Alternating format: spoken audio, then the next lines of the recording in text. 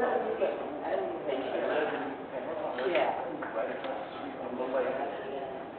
In my social partner.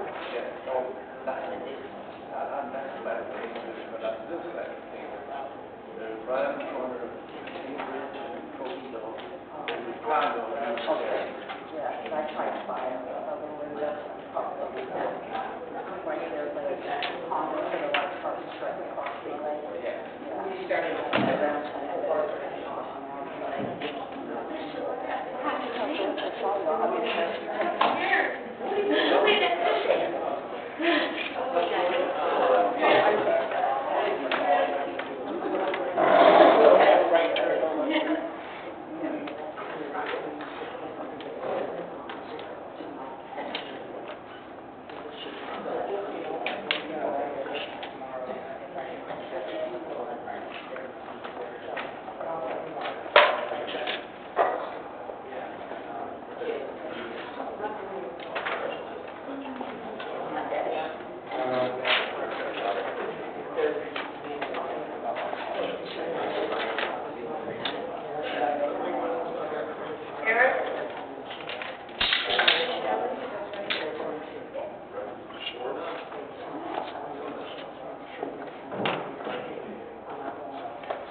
Good evening, everyone, and thank you for joining us today.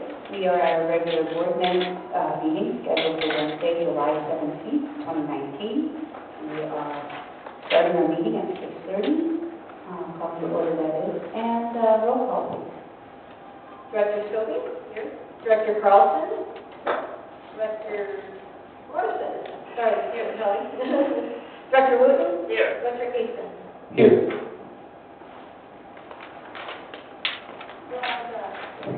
Eric, would you lead us on the Pledge of Allegiance, please?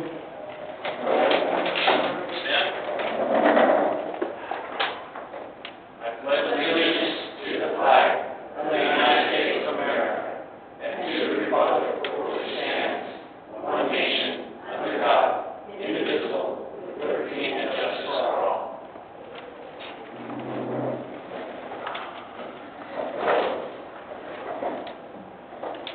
Moving on, adoption of the agenda. Do we have a motion?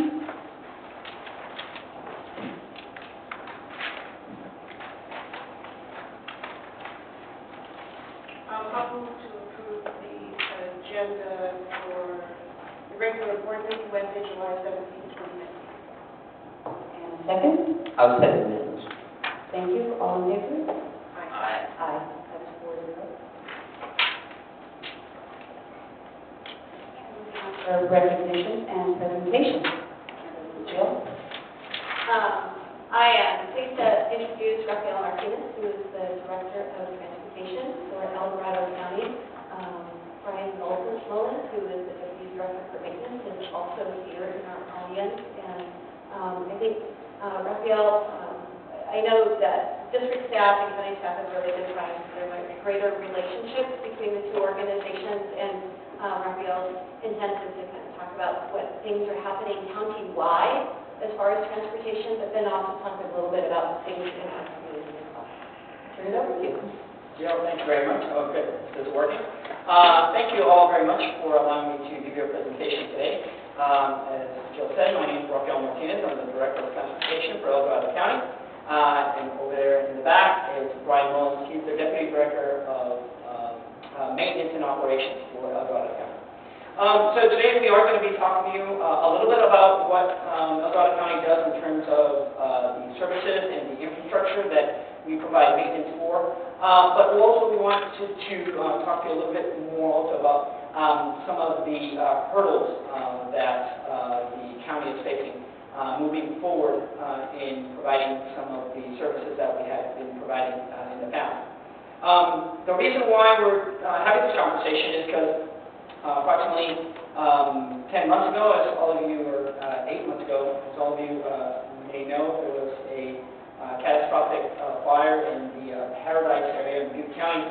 And starting with that incident, a lot of conversation has been revolving around the Department of Transportation and how we can provide better brushing as well as ditching in order to provide better fire service. So I contacted Brian Mullins and tried to to sit down and devise a plan so that we can provide that level of service for our community, not just in the event of an emergency, but on a regular basis.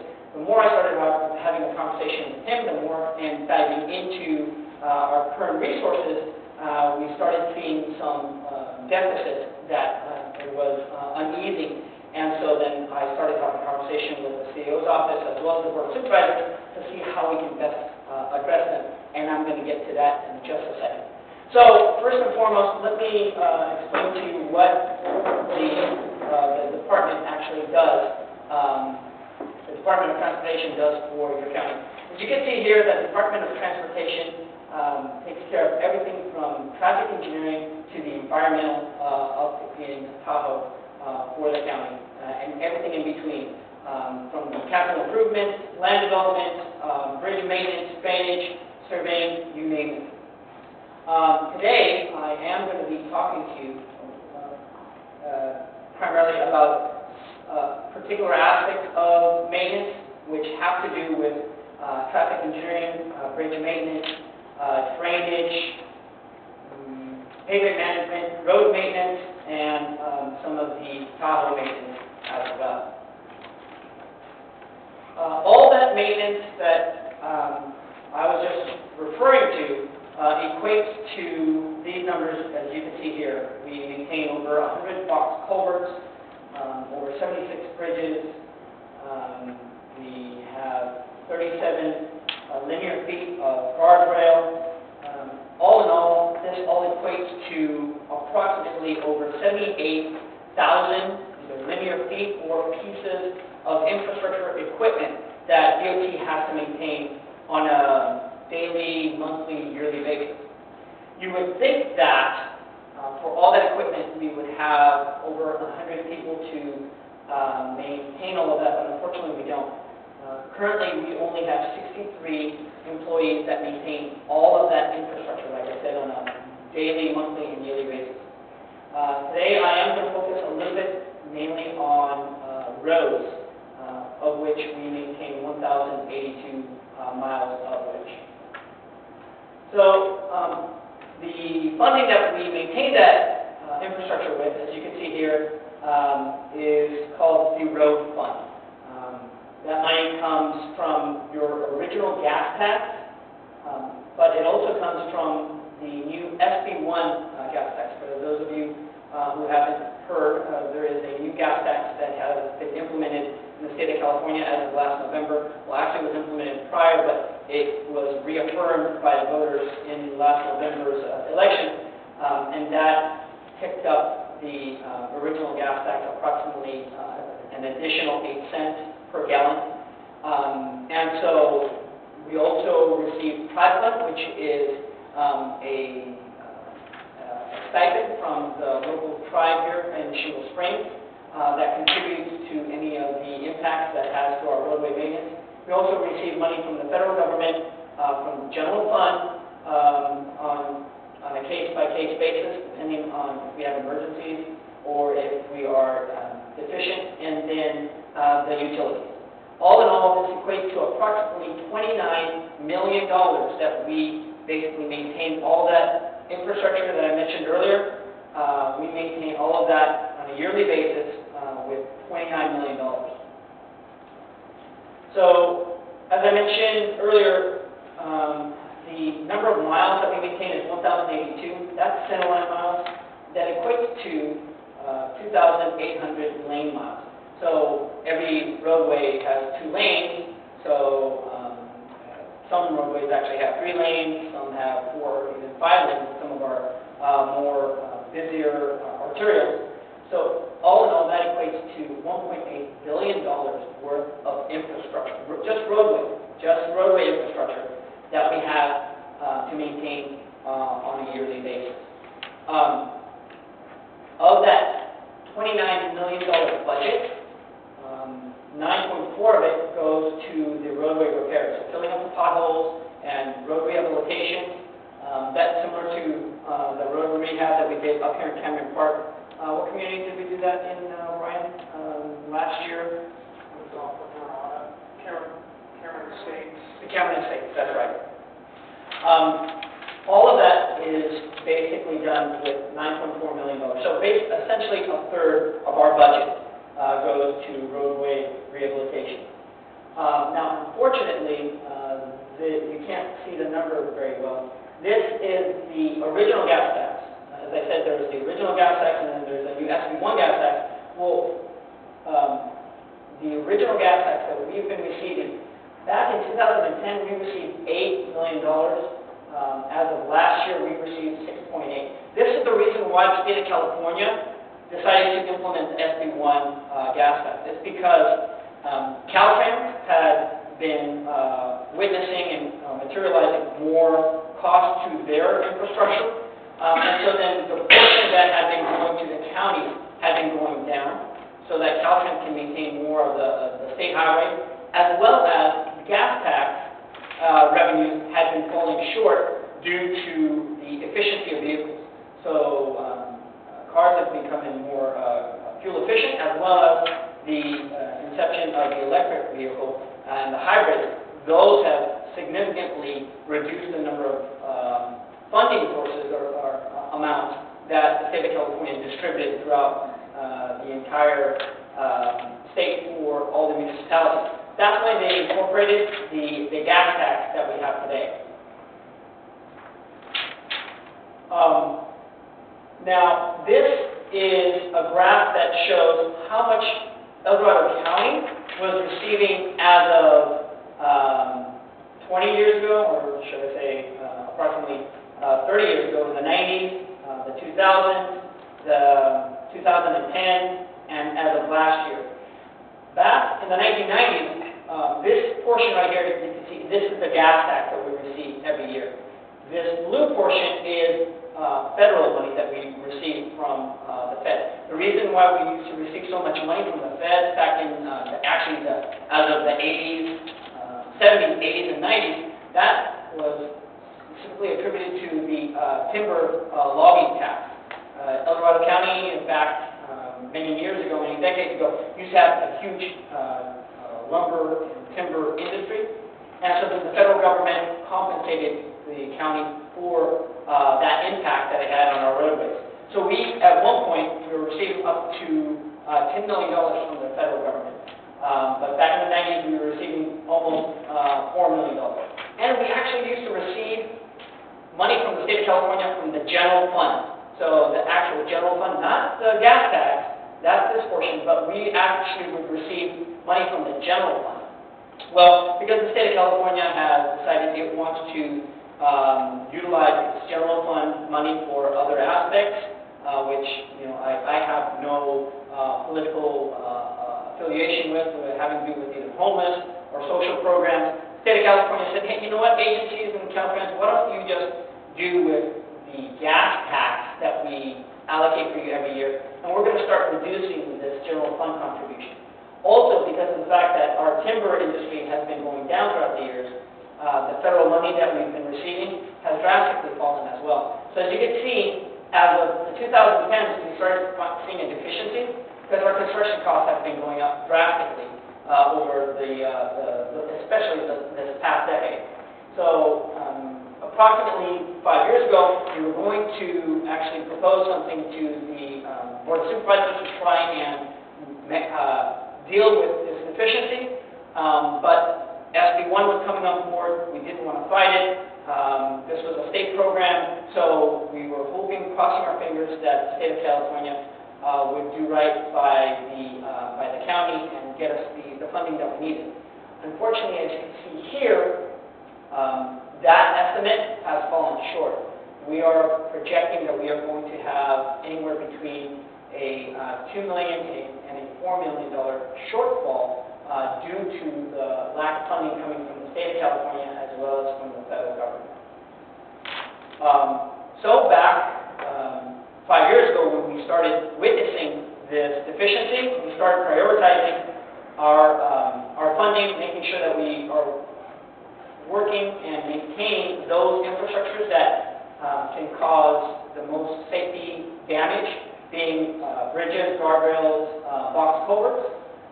We also found efficiencies in use of subcontracting a lot of our work, such as using developer for a lot of our ditching and brushing, as well as using contractors to do a lot of our pavement management. But ultimately, the number one source of finding savings has been in the reduction of staff. So what we used to have back in 2006, 83 maintenance staff, we now only have 63. So all in all, this has totaled approximately $5 million in savings that we've done for the county over the past, I'd say, 10 years. But it also, and so then what it's done is it's lowered our overhead. Our overhead ratio back in 2006 was 29%, now it's 19%.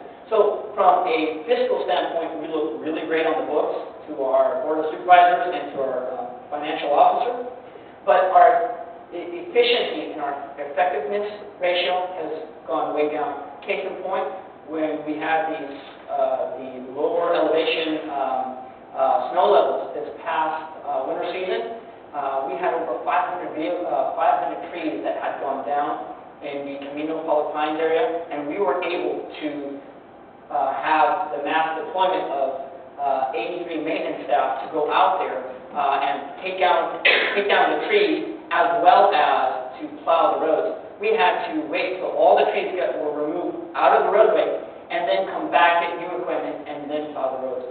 So this also lends itself to the emergency aspect of it. I don't know if some of you are familiar with the King Fire that we had many years ago.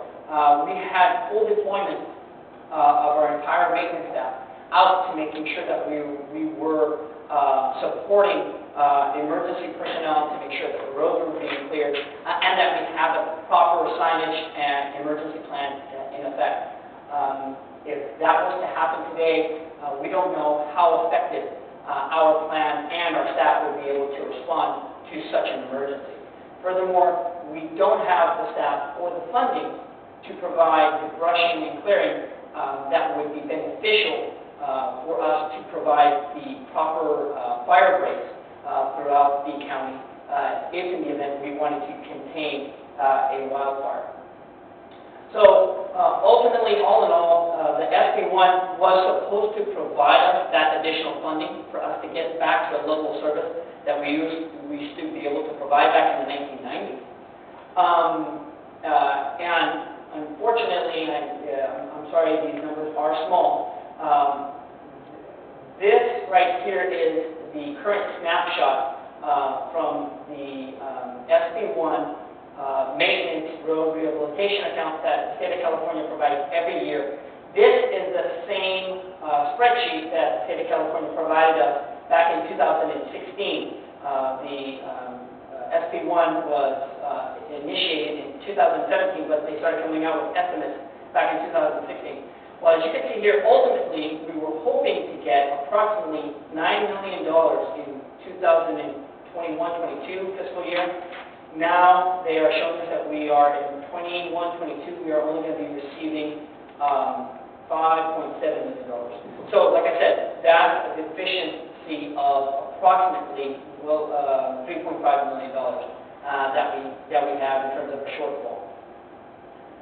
So, between the fact that we're getting less money today than we were in 2010 from the original gas tax, the fact that the construction costs are going up, like I mentioned, we have a shortfall of approximately anywhere between $2 to $4 million. That number is growing. So this year, I think it's going to be 2.8. Next year, it's going to be $3 million. In 2021, it's going to be 3.1 because construction costs are going up. And the revenues projections seem to be either leveling or going down just a bit. We have some major decisions that we have to make with the Board of Supervisors as to how we're going to be able to provide the emergency brushing and ditching as well as customer service that our residents are deserving of. But this isn't just an El Dorado County problem. This is a statewide problem. I actually worked in 3 other agencies, municipalities throughout the state of California, and I've contacted them, and this is exactly the same thing that they're witnessing, is that their shortfalls have been going up because we all receive money from the same place, the state of California, and they are seeing the same projections going down. And if you do a Google search, when you go home and you type in CBS 13 Sacramento Good Roads, you'll see that the county of Sacramento is actually put together a Channel 13 documentary as to how bad their roads are and how bad their level of service is.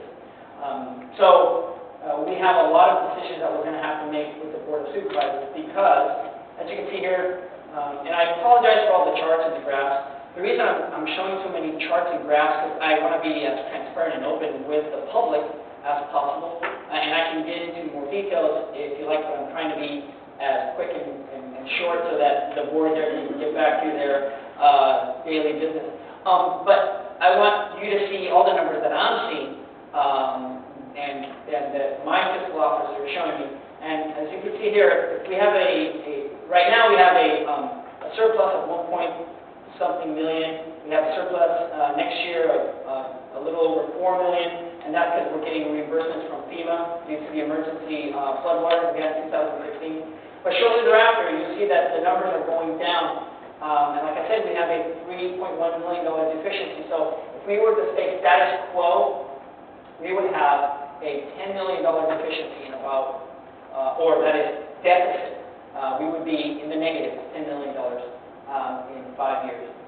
If we were to provide an elevated level of service, we have a $31 million deficit.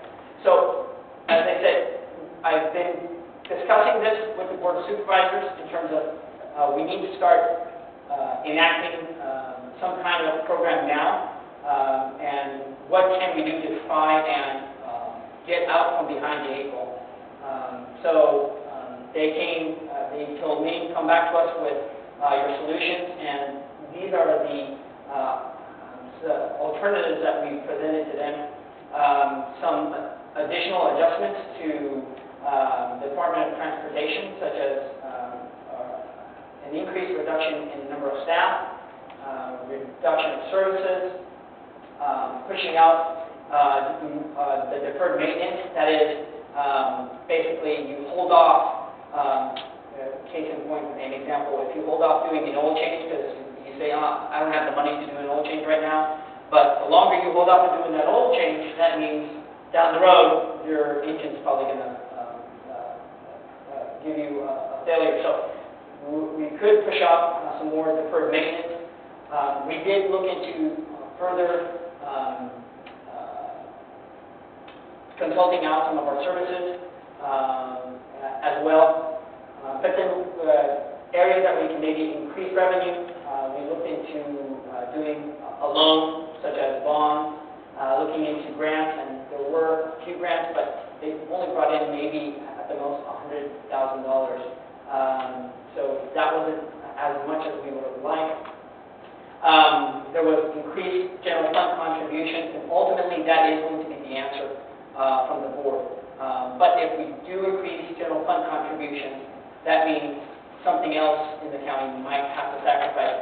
And I believe Don Ashton has been here and he's given presentations as to the general fund and its budget and all the programs that the county does with the general fund. So that could be an area that we might look into.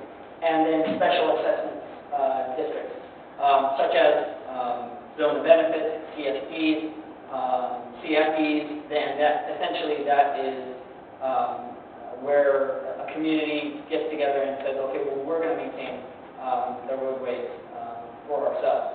But all of these are very controversial as well as complicated, and puts a lot of onerous on either the community or the department, or it doesn't provide the level of service that we're looking for. So lastly, I had a conversation with the Board of Supervisors yesterday in which they are willing to open up or perform a survey to see if the public would be interested in doing a sales tax initiative. The reason being is because part of that SB1 money that the state of California said that they were going to be allocating to all the agencies, Well, what they've done is, they've actually put that into a pot of money set aside that only agencies that have called a self-help initiative can actually go out for grants and apply for. We can't touch that because we don't have a self-help initiative, a sales tax initiative. It would actually allow us to leverage any kind of money that we have to go for up to $200 million in grant funding. So we're not allowed to touch that, and so then we want to be able to leverage any kind of money that we do receive, as well as it would be a benefit because anybody who comes to visit El Dorado County would be charged that sales tax. So anybody who comes to visit South Lake Tahoe, Apple Hill, Coloma, they would actually be paying into that sales tax, which they use our roads, and so I feel that's a lot more beneficial than a property tax assessment, which only means the homeowners or that is the residents of this county would have to pay into. So that, I believe, concludes my presentation. I apologize for being so quickly and so short, but like I said, I want to leave this up to you guys and let your regular meeting proceed forward. I'll leave it up to Jill as to any questions that you guys might have for me regarding the level of service that the Department of Transportation can provide you. Or, like I said, I have Brian Mullins here. He's my Deputy Director of Maintenance. If you have any questions for him in terms of the project, and/or we do have a project that right now is in the environmental stage, which is the Cameron Park interchange. If you have any questions in regards to that, I can answer that as well. So I open it up to you if you have any questions. The public, if you have questions. Okay, with the board. I have a question. Sure. So can you give us, I think it would be with your department, a recap of the agreement that was made with Lennar Homes for the new project that's being built here in Cameron Park and the stormwater runoff issue? Are you talking about the project off of Bass Lake? No. Well, yes, half of it's that. Half of it is that. And half of Okay. it Okay. is in Cameron Park. You're right. It is in Cameron Park. I just wanted to make sure because all of the cooperative agreements that we've seen and all their contributions is towards Bass Lake. What part of it are you particularly interested in? Because there are several aspects of it. Well, we had months and months and months of conversation with Lennar, and eventually the county stepped in and said that we would take responsibility for any flooding issues that occurred in that area to the two existing subdivisions that are there and the current one going in. Sorry, I'm getting my planner so I can write this down because as far as I'm aware, you are correct that the county is working with Lennar on the flooding issue on that, and that it has not been resolved for that specific reason. And so I don't believe that it has proceeded further because of that. So I need to... What has proceeded further? Any agreements with Lennar, there hasn't been any movement with the developer because we're still resolving the flooding issue. So I need to look into that and talk to my other deputy director who oversees the land development portion of it to find out where we are with that development and the flooding issue regarding that portion of Cameron Park. So it's my understanding that we received a letter from the county saying that the county is responsible for stormwater runoff and you would take responsibility for any concerns that came up, any actual flooding that came up in that Norwood Park easement. Yes, no, that's right. I think that we were at a date on it. At one point in time, there was going to be a fallout. The fallout for the development was to be in the park. The district rejected an easement for that fallout, so I believe that the stormwater runoff was diverted to another outfall area that was not within our park boundaries. So I believe that there was resolution, but could you double check I will. with Adam on that? Sure. Well, the water has to go somewhere, and all the car should be here and there, the lowest point, so the water would eventually end up there. Okay. I will definitely get back to you on that one and find out for sure. Sure. You had a question? Yes, approximately, how far out do you feel your everyday general maintenance or street roads or cul-de-sacs or repair work? I know you can't call up today and say such and such a street needs you, and you say, okay, we'll be there today. That's not how it works. But I'm just wondering how far the deferred maintenance is from the time I called and said such and such is, needs maintenance. That is a great question. That is a great question. That's why I bring him with me.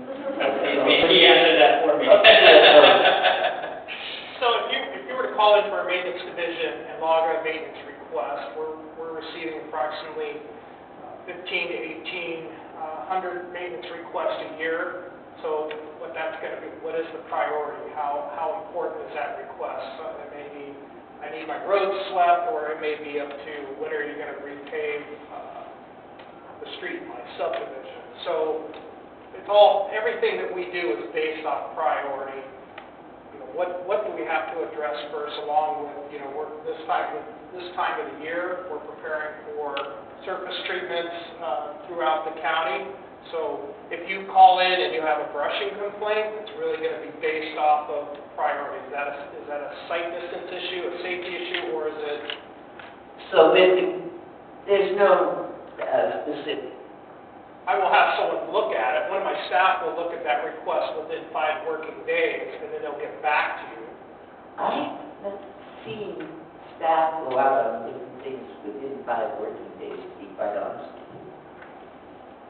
Okay? I know that they have 5 days to go out and look at it. Now, that either the requester has requested a call back, or has just logged the request, they might have been there to take a look at it, and you might not have been aware of it, but we do address all those requests. Okay, next time you call, either Kate or I will ask you directly. Thank you.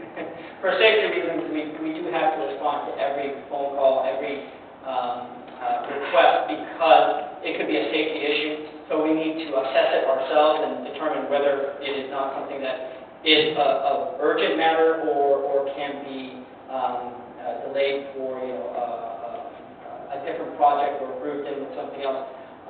But I can tell you, approximately 4 months ago, we had a PR blast placed on Facebook to notify people that call this number if in the event you see a pothole or a safety concern. And sure enough, we got over, I think, 800 phone calls within a matter of 4 hours. And we just got inundated. We subsequently took that off Facebook because we couldn't handle it because our guys just could not get to all the locations all at one time. So we do try and look at every location. But now, whether it, like Brian said, whether it gets addressed within a week, 2 weeks, 2 months, depends on the superintendent, whether he feels it's something that can wait, or that he's got another project that will group that in so that it's cost effective. But couldn't they tell us that? We So can. we're the ones that have to face those people, actually, Kate is. If But, you how request, can she face if you them? She request a doesn't know callback, she's 2 months away. if you request a callback, a lot of times if you're asking for meter road to be brushed, we may be 3 years away. We can't give you an exact date. We'll be out there in 2 weeks. It goes onto the priority brushing list. Is that something that we're going to get to next month, 3 years from now? Like Raphael mentioned, I'm managing over 1,000 miles of road, so it's very difficult. On any given day, West Slope, that's from Kybers down to the Sacramento County line, I have 25 staff members to work on the roadway, to do road maintenance. It's very difficult to get to 1,500 requests, so it's really based off priority. We don't place a phone call back unless that person requests a phone call back. And then if that person requests a phone call back, then we do. because it is a usage of our capacity. So if it's something that somebody's just calling, hey, I want to let you know there's a pothole here, we take it down, we note it, we put it into our work order logbook, but then we don't call back unless that person says, here's my number, call me back, please, then we will. All right, thank you. Okay, you're very welcome. Any other questions by the public or the board? Yes? So, after you clear off all your safety issues, basically, and you talk about just general road maintenance, how do you prioritize that? We have what's called a pavement management system.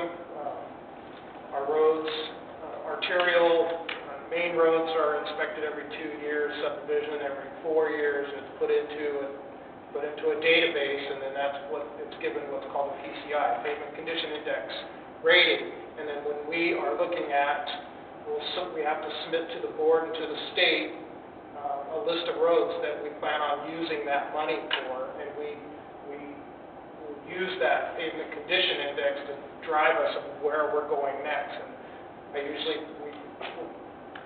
I have $4 million to use on the west slope for surface treatment. I'm going to try to break that up into the 4 districts that I have down here. So Cameron Park being one of those. One of those areas is the North Cameron Park, so Country Club all the way to Oxford. That group along the creek or the golf course, that's identified as our next project in Cameron Park. So you'll see us in here this winter. We'll start doing the brushing, we'll start doing drainage improvements, and then we'll start the prep work for the surface treatment that will happen in the next 1 to 2 years. So it's a step-by-step process. With all this that, I would like to see you guys out in places other than the country club area. The everyday guy who has a problem, And and that's where we're having a hard time. we're all over the county. We're everywhere. You're sure you're in Cameron Park? I think sometimes we're too small. Well, I would support Ellen's statement in that I've lived in the same location since 2002, and county has never once maintained anything on my road. But we have split the street here. So never crack sealed, never a chip seal, absolutely no maintenance as far as the road surface is concerned. It's a 30-year road. It's not going to last forever. Sure. If we don't maintain it, it'll fall apart. And these are the day-to-day struggles that we're dealing with of getting to everything. And Unfortunately, the county is spending $55 million up in Placerville for a bypass that is of questionable value. And actually, are you talking about the interchange at Camino? No, I'm talking about the down by Walmart.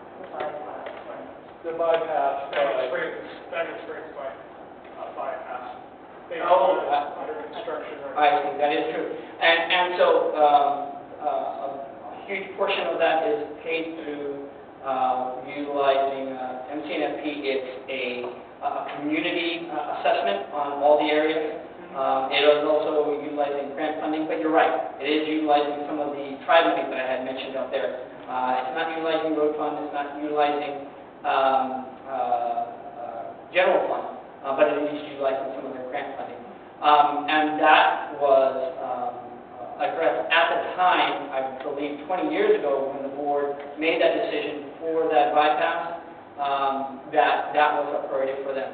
Obviously, now my priorities do change, and I wouldn't necessarily say that is a priority for the county right now, but unfortunately, it's very difficult for us to retract anything that a previous board has made a decision on.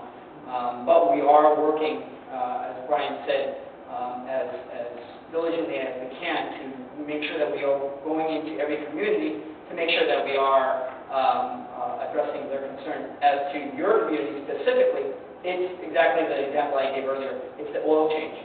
We're putting up that oil change on your road, and at some point it's going to be a much worse failure than if we were to do preventive maintenance ahead of time. And that's what I'm trying to do. I'm trying to get to more preventive maintenance as opposed to waiting for it to be a total failure, and now we have to come in with an emergency project. That's where we were with the Cameron Park Estates, Brian, that we just did. It was Cameron Park Estates. Yeah, and we've done Country Club recently. That's where we were at with those projects. They were almost getting to a PTI level that was poor to failing, and so now we're having to come in emergency. So I don't want to have to do that because that's a lot more expensive. So I'm trying to get the board to realize, let's get away from doing that procedure and being reactive to being more proactive. So I completely agree with you. Any further questions? Yes?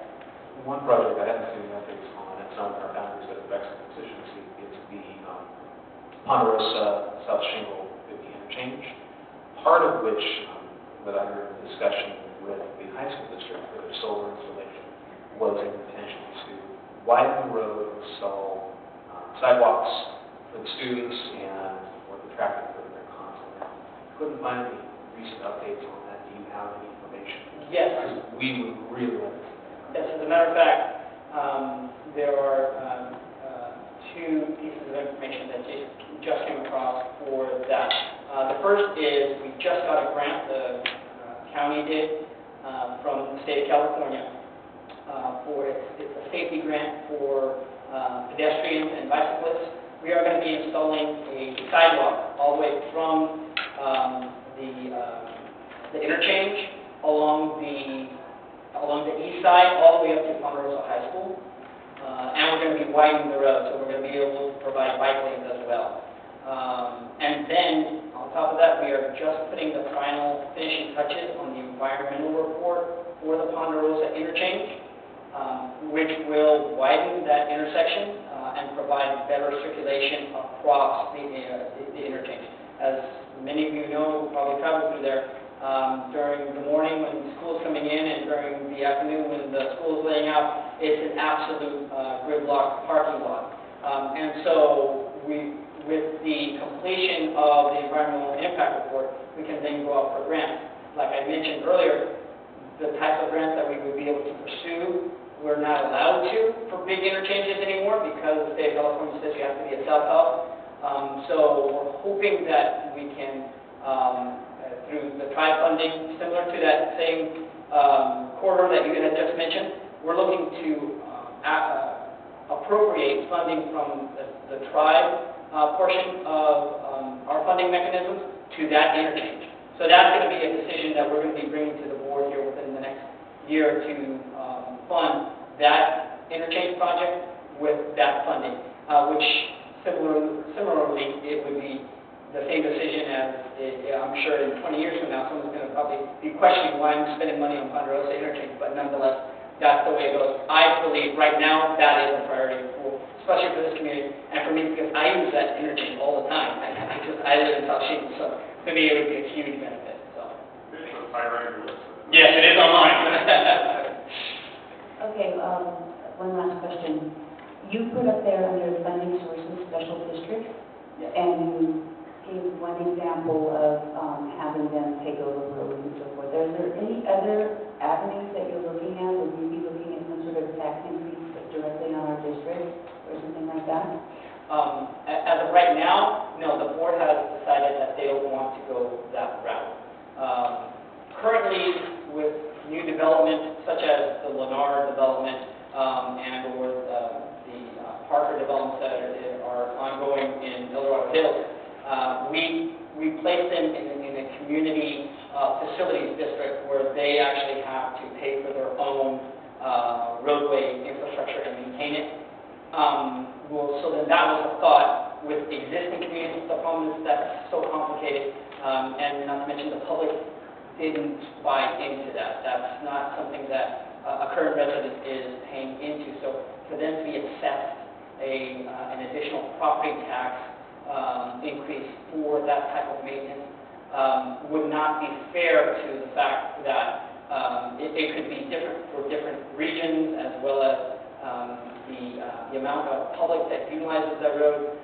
There's not a calculation for that currently. So as of right now, the board felt that it does not want to go that direction in terms of doing a property assessment or a community assessment or a zone of benefits assessment to all the residents. Instead, it wants to pursue looking into doing a survey to see if a sales tax would be more palatable for the residents, which also, like I said, it affects some of the visitors that come into our county and utilize our roads. They would be paying into it as well. So that would be a more fair way of allocating any additional revenue. So to answer your question, right now, no. All right, any further questions? And those taxes would be from like hotel taxes and that kind of? It would be from hotel taxes, it would be from sales of apple pies at the Apple Hill, from people going to Walmart, those types of taxes. Yes. I'm David Going on the CCNR enforcement officer in Cameron Park, and I have two questions. First question is, we took the calls today regarding all of the construction vehicles that are making their way up to the new development and the parade of construction vehicles. And I'm concerned about how that's going to be impacting the road. Does the DOT make any plans for the accelerated deterioration of those roads in these residential neighborhoods? How do they address that? When we have developers or contractors pull permits at our front counter, we assess the impact that they're going to be having on our roadway, and we do assess them a fee based on whatever calculation we have, whether it's import or fill. We try and grasp as much as we can based off of a certain fee that is fair, so that we can accommodate that then goes to the road fund, so that we can maintain some of these roads, such as those that it impacted more. Now, sometimes the contractors and or the developers aren't upfront with us as to the impact that they are going to be providing or be inducing into our roads. So we have inspectors, but our inspectors aren't there all the time. So if there is a location where you feel there is a parade of construction trucks going through a certain area, by all means, we want to know about it. He's probably going to hate me for doing this. What was that, the hotline number for them all to call if they have a concern? Yeah, it's a cell phone number. Yeah. It's 530-642-4909. That's our maintenance line. And that's the maintenance line, but it's also the line that if somebody is, if you see illegal dumping, if you see a parade of construction trucks that either don't belong or seems excessive, please call that line, and then we will refer your phone call to the appropriate DOT staff so that we can address the issue, whether it's too many trucks or too many other hazards on the road. Okay. And that actually perfectly leads into my second question. I do receive a lot of calls that are not specific to CCNR enforcement, and I do my best to direct residents to the correct agency to have their concerns addressed. What message would you like me to deliver as those calls come in and I direct them to you? Is it a matter of the hotline and request a callback and they will call you back? What can I tell them when I'm referring them to you? What they may? Well, commonly down in the Cameron Park area, obviously drainage is a huge issue here. We're built back in the 50s and 60s, and we have a lot of old infrastructure, and quite commonly we'll get a referral from Cameron Park CSD about a drainage issue where you guys absolutely know this is not your responsibility, and refer them to the county, and then we will sort it out from there, whether it's a private property issue or it's a county infrastructure issue, or maybe it has something to do with EID, or usually we'll have that knowledge to direct them or resolve it at our level. So the best course of action for me to say, contact the DOT, here's the number to call, and you guys will take it. Right, yeah, just refer them to that number, have them call the county, because you know this is not a Cameron Park CSD issue, it's not under your jurisdiction. Have them call, and then we'll sort it out from there. know there's also a website, as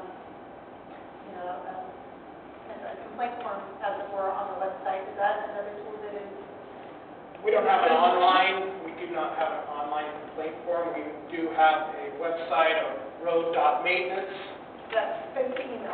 Right, and that's same as a phone call, that gets logged into our maintenance request, and then that goes to the road superintendent, or it could go to my traffic superintendent if it's sign related, and then it's doled out to the actual supervisors that are responsible for that area. So it does get looked at. And I should tell them that if they want to call that, they need to request to call that. Yeah, most of the time they'll ask, and a lot of people, if you leave a message and don't request it, then normally they won't. My supervisors usually have a good sense of, it may call in about a request of a tree or whatever the issue is, and then they'll go out and look at it, and it'll be something that's not under our jurisdiction, it's not our responsibility to manage, then we'll make that phone call to them to at least let them know that there's nothing that we can do for you from a county aspect. Okay, any final questions before we move on? I have a question, Brian. So, many of our neighborhoods have streetlights in Cameron Park. And I've had complaints from residents about trees not on their property blocking those lights. Is that a private property issue? Well, it depends on who that tree belongs to. Is it growing on private property? Is it in actual county right of way? The only street lights that I have under my control are the ones at lighted intersections, signalized intersections, the big overhead luminaires. Those are mine. But any street lighting is not under the jurisdiction of DOT. Usually there's a lighting and landscape district, and PG&E is responsible for those lights. So when we see your trucks out cutting on community roads, what are they doing? Why are they doing that? Multiple reasons why they could be out there. It could be a site distance issue that they're addressing. It could be a single tree that someone has called in Coming into that's under our responsibility. Or we have an upcoming project where we're going to go through the entire roadway and brush back. right, it could be paving that road or slurring that road. Yeah. All right, thanks. Okay, any final questions before we move on? Thank you very much, appreciate your time. I'd like to thank Jill. I've been with the Department of Transportation for 29 years. I don't think the relationship has ever been better between Cameron Park CSD and maintenance and operations. So we look forward to working with you on projects, Cameron Park Drive, et cetera. So thank you to your staff. And thank you for all that information. Fantastic. Thank you. Okay, so moving on to approval of the consent agenda. Do we have a motion? I'll move to approve, but I'd like to pull two things. I'd like to pull the staff report and the draft code special district election. Any other comments?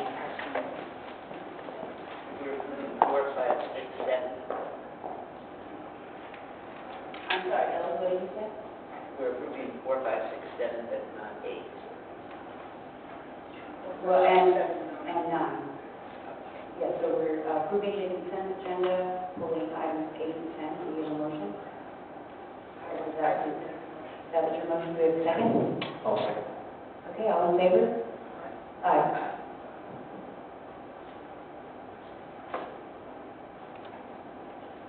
Okay, our next item is our open forum, and this is a chance for our public to speak to us. We'd love to hear from you, and the instructions are here on the agenda. So if you would like to comment on items that are not agenda items, we'd love to hear from you and hear what you have to say. Is there anybody who would like to speak? Okay, moving on to our general business, item number 11, which is items removed from the consent agenda, and that would be items 8 and 10. So Holly, you want to address, or do you want to hear all the staff reports, or how do you want to proceed with that? No, I wanted to, I had a couple questions, sorry. I had a couple questions on the check register.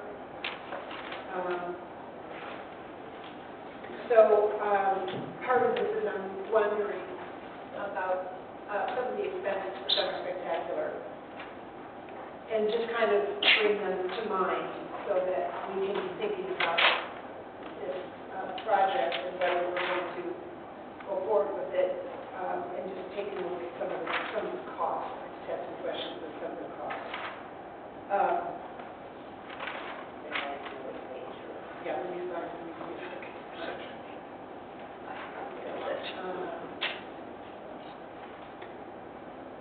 So some of these are very clear on page 6, the second from the bottom, the Department of California Highway Patrol.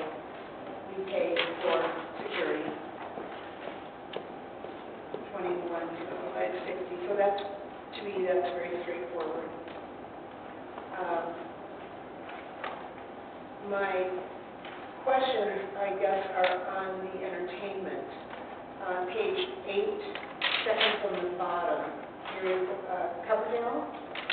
$600 seems like a very reasonable cost for a band to me. That seems very reasonable. But we get back to page 12, to the Neon Playboys, and we've got a $900 check that is the remainder of payment. What was the total payment to that band? $1,200. $1,200? Yeah. And they play the majority of the... That's usually the second band more than you do The main event, yes. Okay. And was that the only other band? Those are the two, the Fabulous Lives Okay. and then the Neon. So about $2,000. Or no? Yeah, about $1,800 or so for entertainment. Okay. I was very pleased to see the cost of, on page 15, the top items that are cost for the Summer Spectacular flyers, just over $51. Which one? Yeah. It's Time Banner Express. Yeah. That made me happy. There may be some others that they haven't submitted yet. But still, there's not, it's the majority of the cost. My concern comes up on page 15 about 6 or so below the signed banner print express, the Tom Vinci, that we're paying about $3,100 a year for stage and sound over 20 years, and that's a lot of money. Have we ever looked into doing any of that ourselves or sourcing that, sourcing that?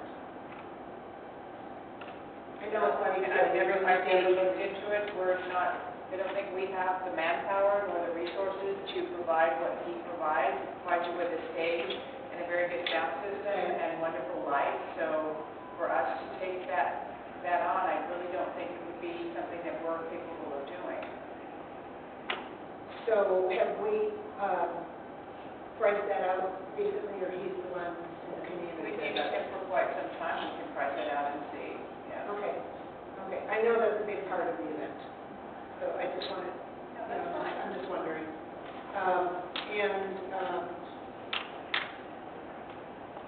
And then the other question was on Winston Pingree, does he provide the security of cash? Is that what that means? Sorry, which one? Page 16, the very bottom one, Mr. Pingree. Well, he's the one that collects He has the money, for cash. has the money, and then he puts it in a secure place. Okay. Yes, I know. And we've used him for quite some time, and that's been. I know, been he's paying taking care of my stuff, I know, so, okay. Okay, so that's Summer Spectacular, so thank you. It's a great event. Hoping we're going to have some information on that. And let me just see if I have a couple other questions. I'm still looking at the meeting services on page 3 of the Northview meeting, $700. final touch of the weed abatement for Oakley Park. Okay, we're hoping to see a reduction in those outside vendors next year. Yes, it's all budgeted for using the Cal Fire funding. Fantastic. That's what I want to hear. And, let me see if I have anything else. Oh, I know, our CC&R vehicle. Now, we talked about this maybe 3 or 4 years ago. The previous general manager wanted to take some of the funds that were in the CC&R budget and purchase a new vehicle. And I'm seeing quite a bit of money on page 8, football auto service, $500 for repairs. Page 10, another $150. Is that something that the general manager is looking at about repairing or cost for? Your CC&R vehicle is in bad shape. I will tell you that right now. We are going to spend some money to get the transmission fixed. It has to be fixed. Once we get the transmission fixed, we will then figure out how to move forward, whether we keep the vehicle or we find an alternative as far as leasing or buying or something like that. But there will be more repair costs. We need to get the transmission fixed. And Lisa, that's about the same I was going to price say, as any other. but would it cost about putting the money into a new or used vehicle? We will do that. We'll come back with a recommendation. Okay? I know that it's been on the table for a while. And let me see if I have anything else. I think the biggest item,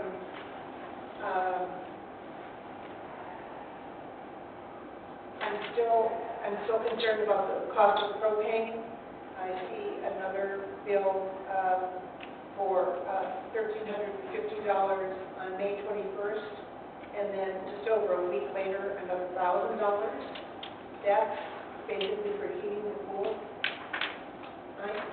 Looking right now, on page 10. Yes. May 21st and June 3rd were the check dates.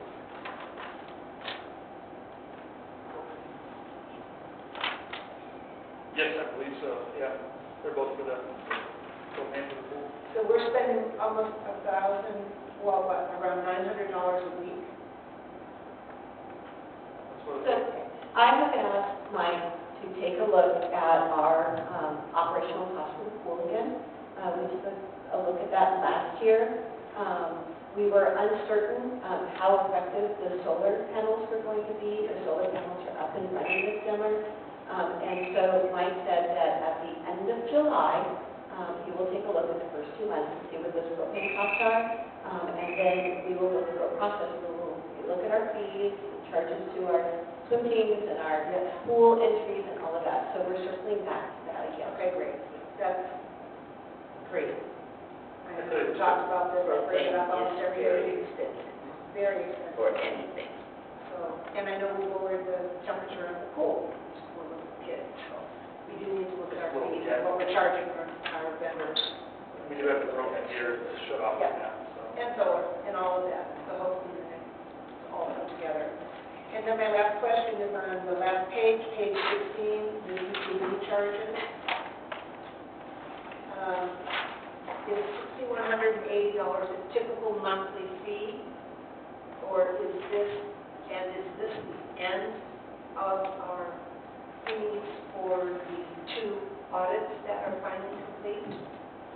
There is in the preliminary budget, $20,000 dedicated to BTD. One is for training and year-end. So we're going to set up processes and procedures for year-end, and someone who is in our audience is going to work with Laura and Vicki at the end of the table. I'm looking at me. The other 10 is for maintenance.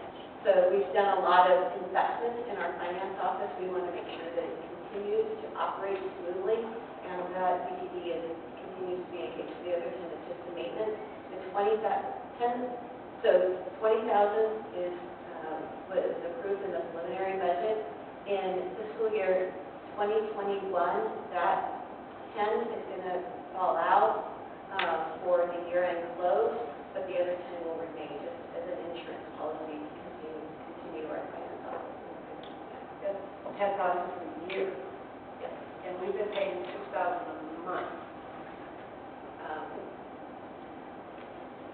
And is that for the district to get caught up on previous issues that we've had to finish to us? Yes. So I think, do we have an accounting anywhere that shows what we paid BTD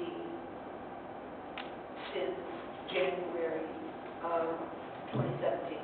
Can I get an accounting of that? Yes. Okay, thank you. Okay. Can I ask a quick question? I was going to bring it up to the public when we were done with item 8. So, I would just like to know how many bills are still outstanding for some spectacular. I would have thought we would have had some numbers tonight.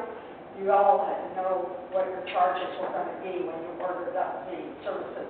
So I was just hoping to see at least some sort of, I mean, I circled everything, but there's still quite a bit of things probably not there.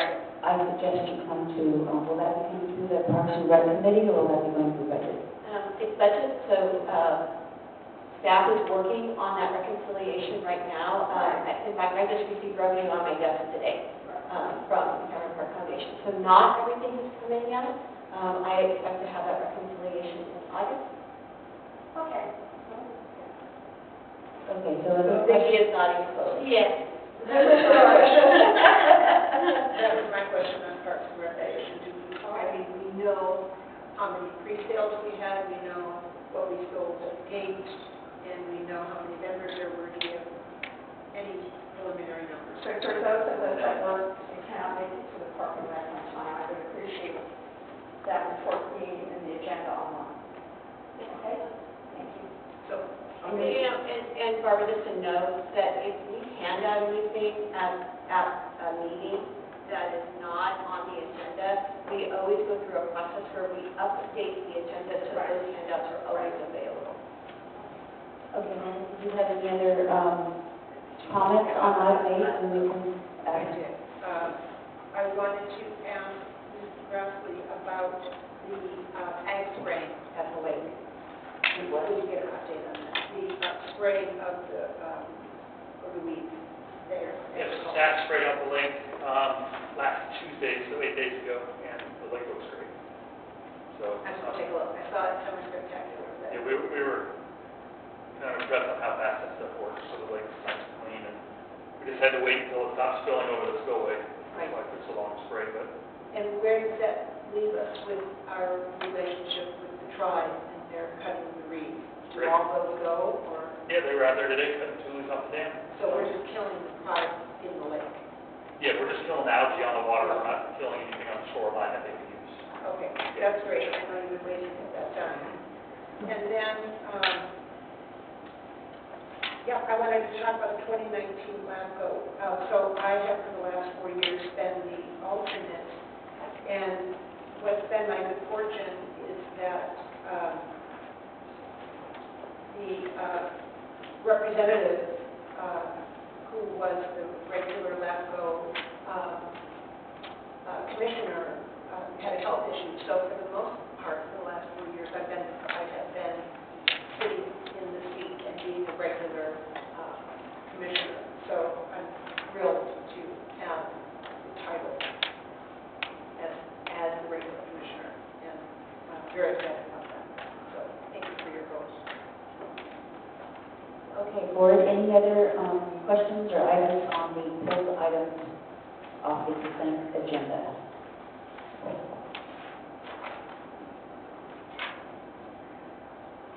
Okay, moving on, then, out of the public, please. Any comments from the public regarding the 2 items that were pulled off the agenda?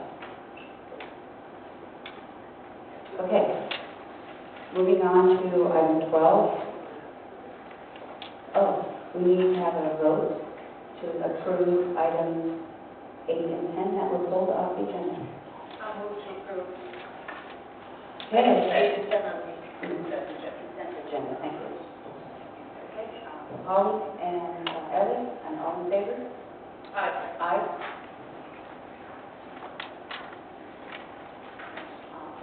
4-0. Okay, now moving on to item 12. Review and approve the 2016-17 and 17-18 financial audit. And that is Jill. I'll make a very quick introduction here. I'll make a very quick introduction here. We are pleased to present to you the 16-17 and the 17-18 audit. This will bring the district current with all of our audits.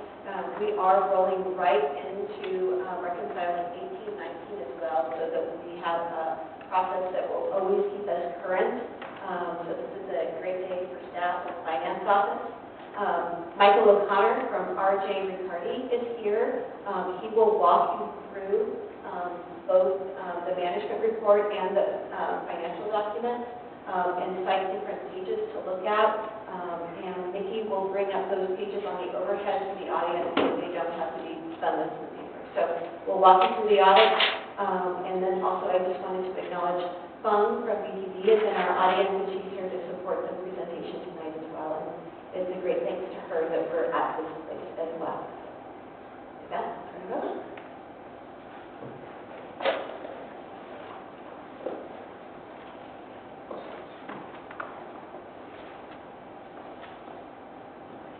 Thank you, Jill. My name is, as Jill said, is Michael O'Connor, and I'm the auditor in charge of these two audit reports that are going to be presented. So the first one I wanted to go over was the June 30, 17 basic financial statements. And you can turn to page 1. I want to thank Vicki and Jill and her staff, as well as Paul and her staff, for making these audits go efficiently, and also for getting the Paul and her staff and the CPA firm, BGD, to bring these audits current, as well as, putting in and setting up the accounting systems for the district. So they work really hard and done some really good work. That has made this all possible. So I want to thank them. So this is our audit opinion. This is the result of our audit. Basically, this is the best opinion we can receive. It's an unmodified opinion. And everything was done in compliance with professional standards. There's no deviation from that at all. So this is an unmodified opinion, the best you can receive. It will be on our letterhead. We do work for the board of directors, and our contact information will be there if the board ever had questions of myself or anyone at the CPA firm will look for. You can contact us at any time. And feel free to ask me questions during this presentation at any time as well. So then I'd like to turn the set.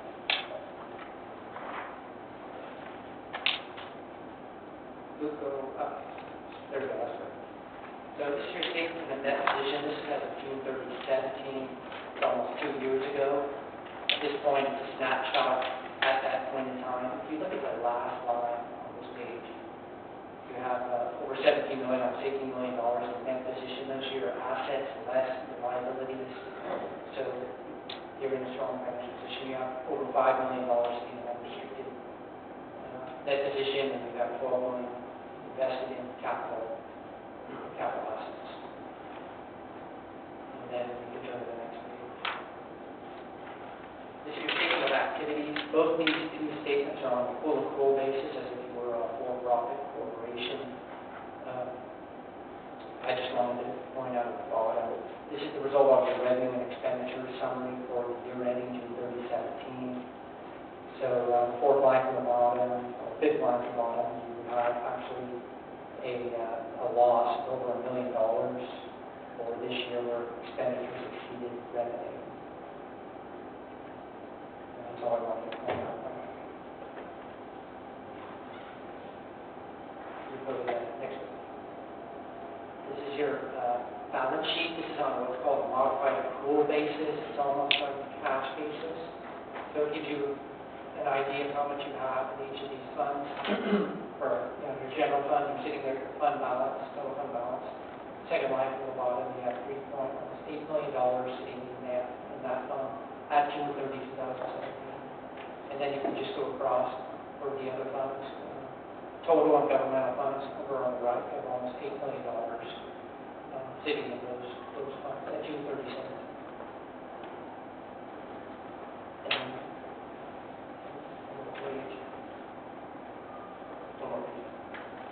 This page, this is your statement of revenue and expenditures again on a modified accrual basis. And it shows your total revenues. The first section on the top over on the right, you have almost 7 million in total revenues. The next section, almost 7 million in expenditures. And then right below it, you have about $61,000 of revenues exceeding expenditures. And that brings your total fund balance down to almost $8 million in these funds. And that's all I wanted to point out in these financial statements. There are notes to these financial statements that give you more information to the district's policies, accounting policies, information behind the debt, the capital assets, pension plan, post-employment benefit health plans, all that stuff is summarized in the notes to the financial statements behind these. But that's all I wanted to know. We can go to the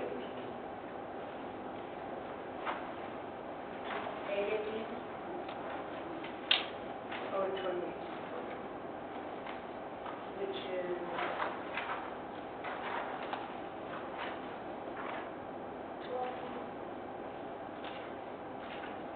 12 feet. At the top. Here you go. You go up.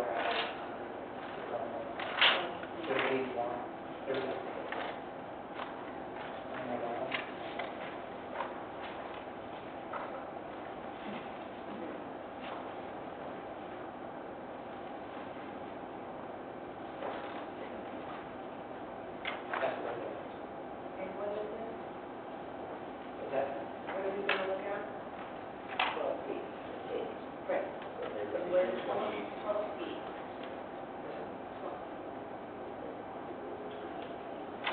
This is the June 30, 18 financial statement. So if we're looking at 12 feet, This says ends in June 30, 17. so you're looking at maybe at a management report instead of the fiscal report, so go to 12 feet. Thank you. Basic financial statement. Okay. 12 feet. Yep.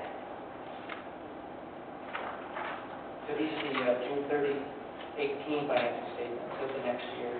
And this is again our audit opinion. And this is again an unmodified opinion. So it extended compliance with professional standards. No deviation from those standards at all. And that's all I want to point out on this page. Page 7.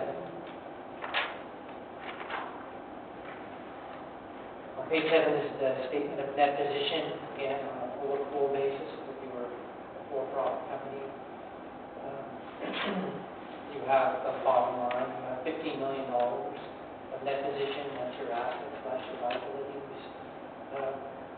Unrestricted are over $3 million, and then you have almost $12 million tied up in capital assets.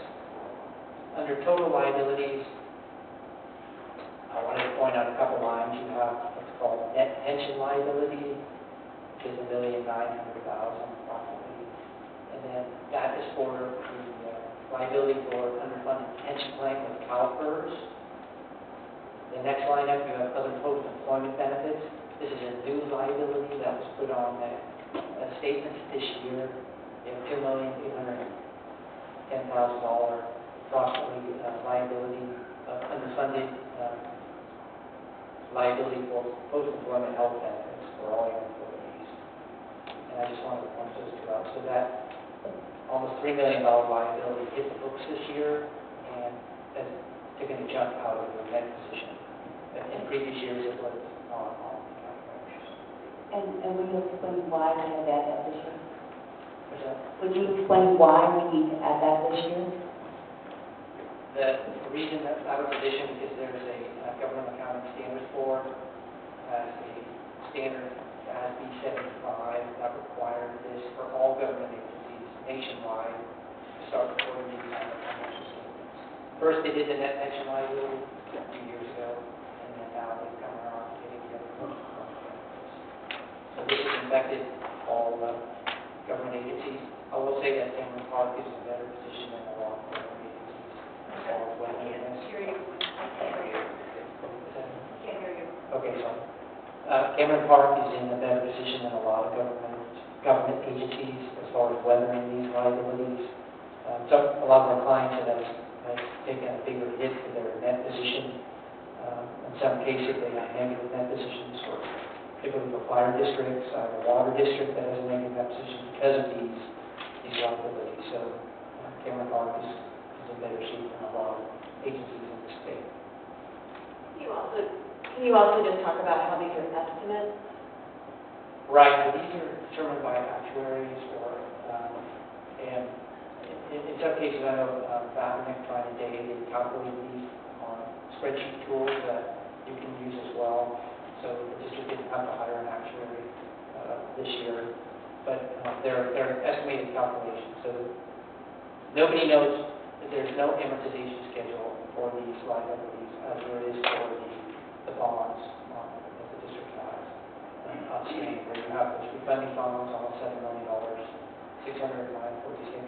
There's an amortization schedule for those, so you know what those payments are, you know when they're going to be paid off, similar to a car loan or to a mortgage on a house. But for those, there's no amortization schedule. These things can fluctuate up and down with the stock market. There are also the benefits that are provided. So they are estimates.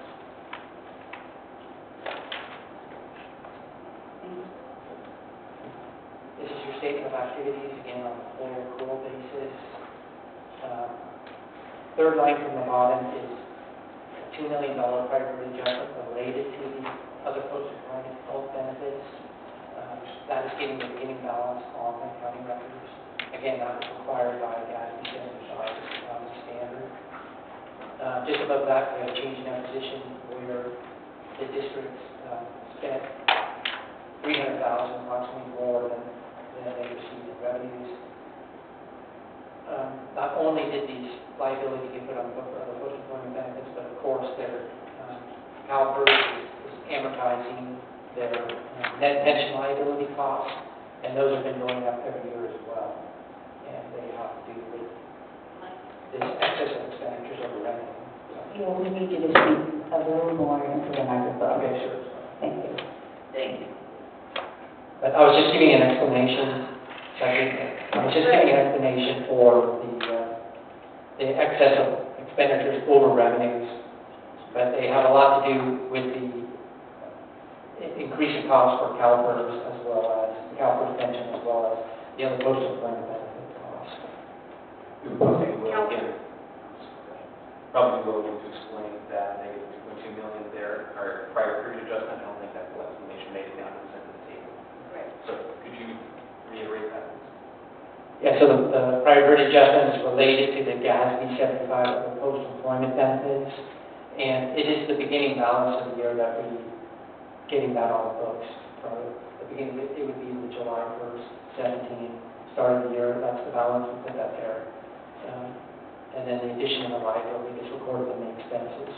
But that's just to get it on the books. Also, I know that off the top of my head, the steps coming back to me, we do have quite a large amount of depreciation expense on all these capital assets as well that are also in these costs, these excess expenditures over revenue. So the change in that position is due to additional costs for CalPERS and the depreciation? Yes, CalPERS depreciation and other post-employment benefit costs. And what? Other post-employment benefit costs. Post-employment benefit. That's the lion's share. Unfunded liability. So let me talk a little bit about the depreciation of assets, and maybe Michael or can help me with this a little bit. We are reviewing all of our inventory lists right now, and those calculations for depreciation hasn't always been done consistently in the past, so we're trying to reconcile that now. And as we determine what equipment is suitable, that we still have, that we're working with, anything that we need to surplus, we'll be coming forward with that. But we are going through that reconciliation process now and making sure that we are on track with depreciation rates. Not a yes, I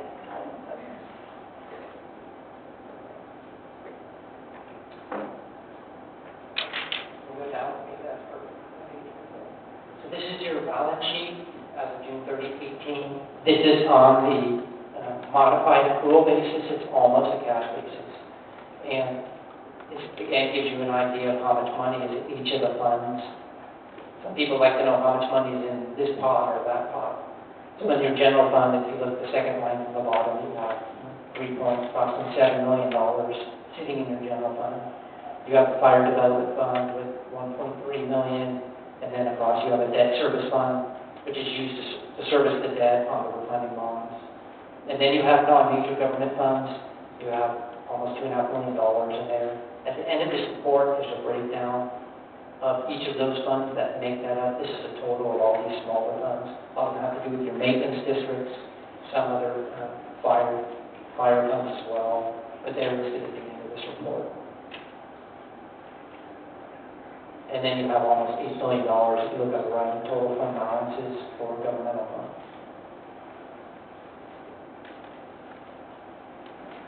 And so that debt service column is our community center bond. Yes. The debt service column is our community center. Yes, the bond. Right, yes. Page that one more page. The page.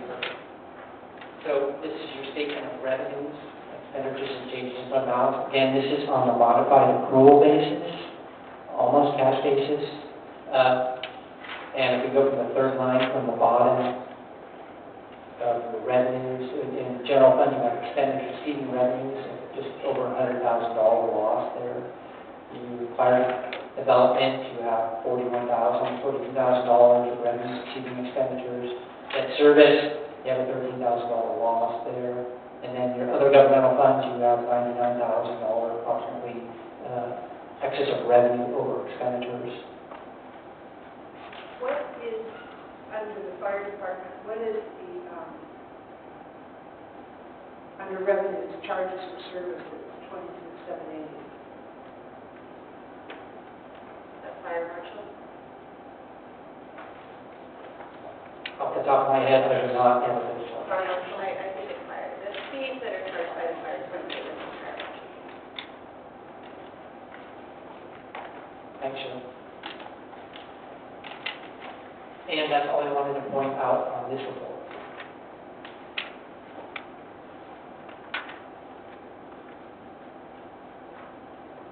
We can go next to there's the management report for June 30, 18.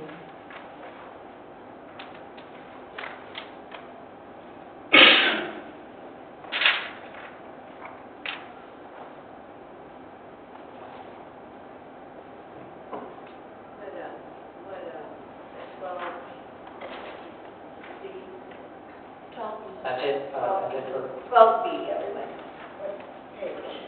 Showing on the That's it. screen is 12B. Well, sorry. He gets a dog.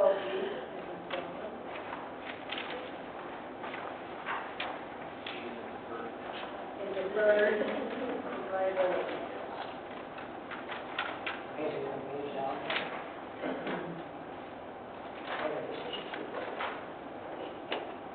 during the course of our audit, we look at the systems, the accounting systems that the district has in place, and we test those systems, and we see if we find any weaknesses or areas of improvement with the addition of Fong and her staff and Governor Trying Day. They have cleaned up a lot of our recommendations.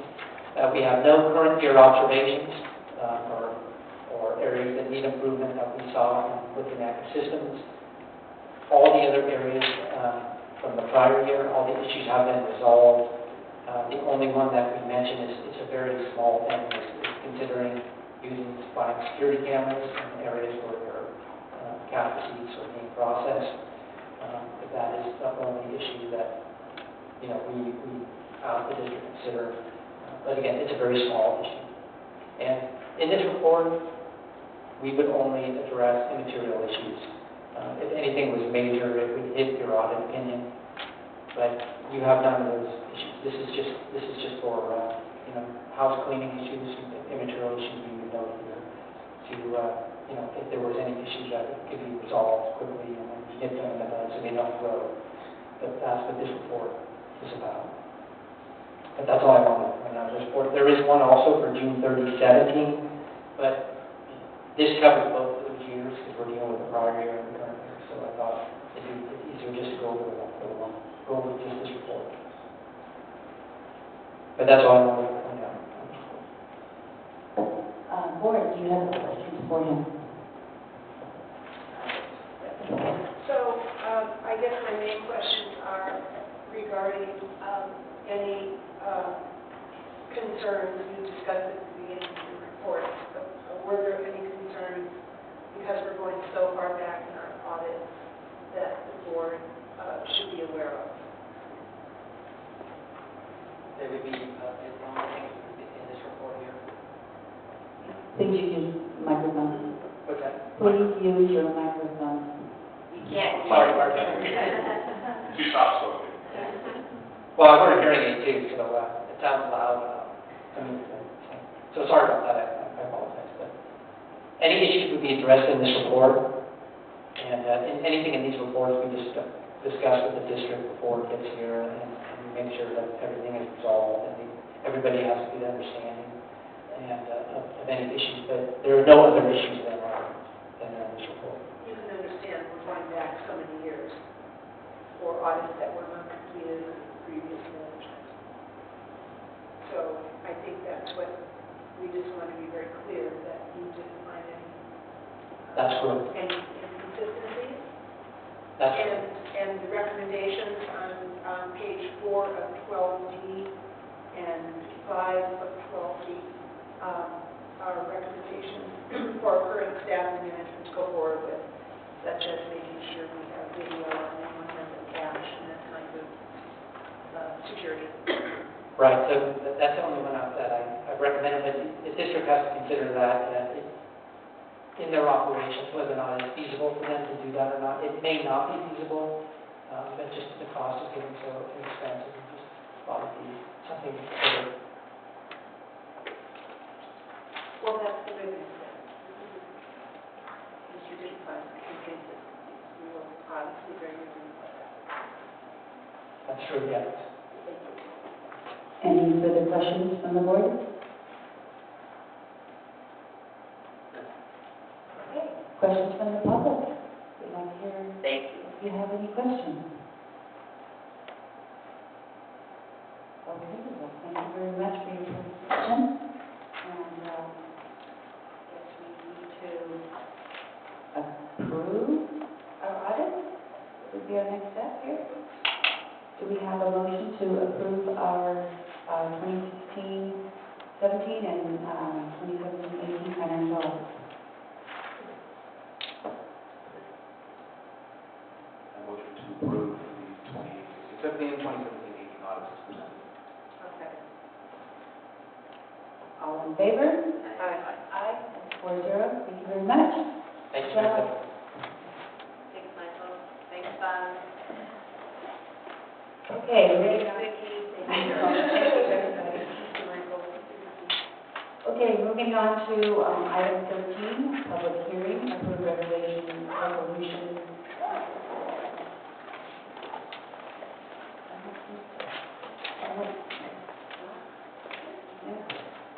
I think they were covered by Michael. She was here to support this presentation.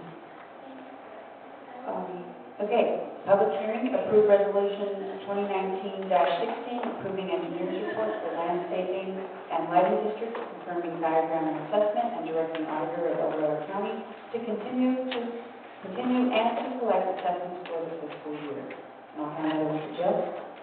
Yeah, and I'm going to hand it. Oh, yes, thank you. No, that's all right. I'm going to hand this over to Arcelia from SCI in just a minute. I just want to say that we're returning to the board for approval of the final engineer's report, which includes the LLAP section and to continue assessments. We recognized last month that the fund balances reflected in the past reports may not be accurate, and so we are going through that reconciliation process now, but our recommendation, and Arcelia can go into a little bit more detail, is that the current levels of service continue until we go through that reconciliation see where the deficit budgets are, and then work with the community to change service levels or increase revenues to balance the budget. So with that, I'll turn it over to Celia. Thank you, Jill. Can you all hear me? My name is Celia Herrera. I am with XK Consulting Group. We are the engineering firm. Part of the annual administrative process is that we hold a public hearing, approve the engineer's report, and order the continuation of the assessment. So on June, you preliminarily approved the engineer's report, so we're here back with the final version. The engineer's report contains several items that are required by law. It has a budget, explains the general and special benefits to the property, and sets the rates for the next coming fiscal year. I know that there's some concerns about the fund balances, but the district's working on that, and we'll continue to work with them on that. So next year, hopefully, we'll have that all resolved. And I know that they're also looking at a couple of districts that may need additional funding, or I should mention, to reduce the level of service. And again, those would need to be something that goes back out to the property owners, and they need to decide whether they want those services or not. Do you have any questions for me? Any questions from the board? So, I think that,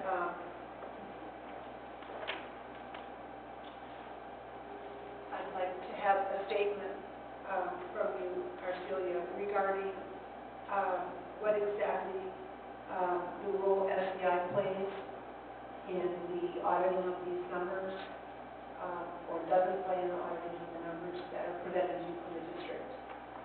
I think we can just talk about roles and responsibilities between you, SCI, and the district. We are hired to do the engineer's report. And the engineer's report needs to include a budget as to how the money can be spent for each of the assessments. We don't go into the details of how the district handles those decisions into whether they want to spend it on X, Y, and Z. We don't deal with that. We submit the letters to the district, we report to the district and tell them how much they'll be getting, but in terms of following from year to year, the money that they receive, we don't do that. We don't do the audit on that. Does that answer your question? And you don't, you take the numbers as they're given to you by the Correct. district Correct. and make your proposed assessment rates. So we determine the benefits of parcels. We tell them how much money that district can bring in based on the rate they have. They provide the budget, they decide how they're going to spend it, and then we decide the rate they're going to charge. Most of your districts don't have a CPI, so we really can't even influence that. That's the extent of it, but they make the recommendation.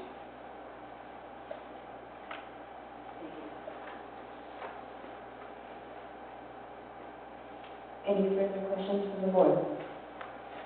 Okay, ask the public. Do we have any questions from the public? Oh, I think we need to open the public hearing now. Right? So we are now opening the public hearing. And then we might hear from the public. Somebody that takes it.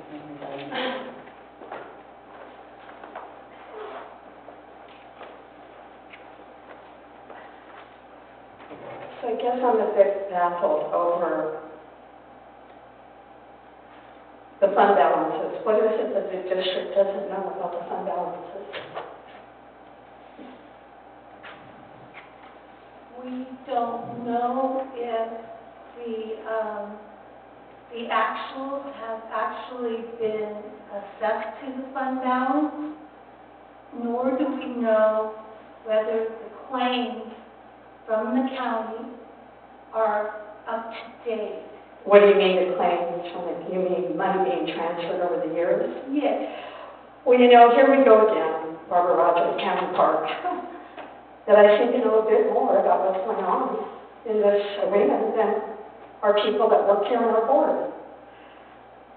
What I do know is I have all the fund balances right here that are effective as of June 20th, and I had a long discussion with Bob Toscano. What I do know is that $819,026 was wire transferred to this district in November of 2018. $200,448 of that was reimbursed to our CC&Rs. Looking back over the years, this is twice as much, sometimes 3 times as much of what's been requested. There were no funds requested in fiscal year 17-18. This is from Bob Toscano. But you did ask for $819,000 plus a few dollars in November, which I would assume is 17-18. For each of the previous years, there was at least one request.